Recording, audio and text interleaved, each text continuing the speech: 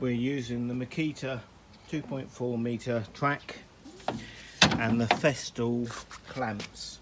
Now they go on the inside of the rail, and you have a stop end that goes on this end, and then all you do is just loosen it off, slide it to the desired length, and then this end has a spring clamp on it which then tightens it up with a release here which then releases it off.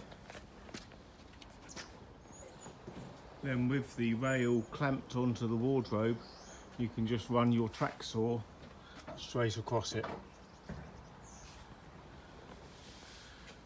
And the nice thing is there's no measuring to be done, because all you do is just feel for the height at both ends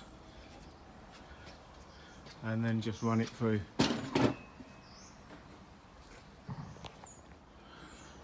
So you put the track saw on the track, and with the Makita you have an anti-kickback lever just there, which means that the track saw will pretty much stay where it is without falling off, and then you just move it along the track and saw through.